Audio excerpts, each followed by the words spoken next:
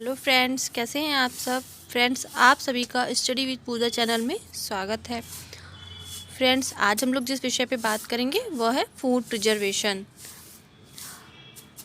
Food preservation जो है खाने पीने की चीज़ों को बैक्टीरिया रहित करना, उनको लंबे समय तक संग्रह करके उपयोग में लाना फूड प्रिजर्वेशन कहलाता है। भोजन के नष्ट होने का कारण देख लेते हैं। भोजन बैक्टीरिया, खमीर, फफूंद, वायरस, धूल मिट्टी, मच्छर, मक्खी तथा अन्य वजहों से भी नष्ट हो जाते हैं। उनका रंग रूप बदल जाता है और वह खाने के योग्य नहीं रह जाते हैं। भोजन को संरक्षित करने के तरीके देख लेते हैं, जो कि निम्न प्रकार हैं।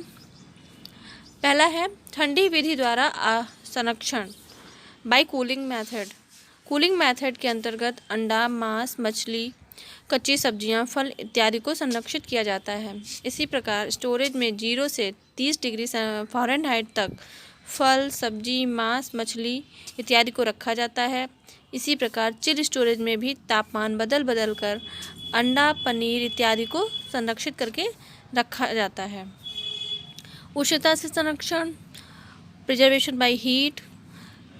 कमरे के तापक्रम पर एंजाइम तेजी से वृद्धि करते हैं और क्रियाशील रहते हैं। यदि तापक्रम को बढ़ा दिया जाए तो जीवाणु की वृद्धि रुक सकती है। घरेलू विधि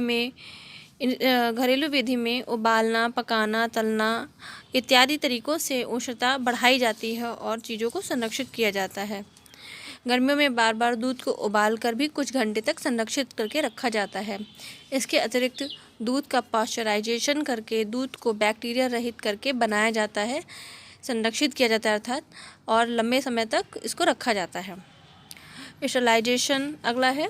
स्टरलाइजेशन की प्रक्रिया में बोतलों और डिब्बों को 212 डिग्री फ़ारेनहाइट पर गर्म करके जीवाणु रहित किया जाता है। फिर उसमें खाद्य पदार्थ को सील करके आरक्षित करके रखा जाता है। नेक्स्ट मेथड है डिब्बा द्वारा संरक्षण। इसको कैनिंग कहते हैं। बड़े बड़े व्यापारिक संस्थानों में खाने पीने की चीज़ों को कैनिंग मेथड से संरक्षित करके रखा जाता है। इसके बाद में है निर्जलीकरण द्वारा संरक्षण, प्रिजर्वेशन बाय डिहाइड्रेशन। इसमें खाने पीने की सामान जो होती है उसकी आर्द्रता को सुखा दिया जाता है और लंबे समय तक इसे सुरक्षित रखा जाता है, जिसमें फल, सब्जियां, अनाज, दालें, मेवे, अंजीर, किशमिश इत्यादि को प्राकृतिक रूप से सुखाया जाता है और संरक्षित करके रखा जाता है। ऐसे ही घरेलू चिप्स, घर में बनने वाले आलू के चिप्स हैं और पापड़ है, कच्चे आम की खटाई, कुछ सब्जियां, फूलगोभी, करेला, भिंडी, मटर, पुदीना, मेथी इत्यादि सब्जियों को लंबे समय तक सुखाकर रखा जा सकता है। नेक्स्ट है रासायनिक विधि द्वारा संरक्षण, प्रिजर्वेशन बाय केमिकल मेथड। खाने पीने की चीज़ों में विभिन्न प्रकार के रासायनिक पदार्थों को मिलाया जाता है, जिससे बैक्टीरिया के बढ़ने की वजह को रोका जाता है, और जैसे कि इसमें चीनी, नमक, तेल इत्यादि का प्रयोग करके संरक्षित किया जाता है। अब चीनी के द्वारा किन चीज़ों को संरक्षित करते हैं? जैम, जेली, अचार इत्यादि को चीनी के द्वारा संरक्षित करके रखा जाता है। नमक और तेल के द्वारा अचार, चटनी इत्यादि को संरक्षित किया जाता है। बेंजोइक एसिड, सोडियम बेंजोएट, सिरका, सिट्रिक एसिड, एसिटिक एसिड इत्यादि का प्रयोग करके अचार, शरबत, मुरब्बा, सॉस इत्यादि को सुरक्षित करके रखा जाता है। अगला है विकिरण के द्वारा संरक्षण, इरेडिएशन ऑफ फूड। इस विधि में गामा किरण का प्रयोग किया जाता है और उससे बैक्टीरिया को नष्ट कर दिया जाता है।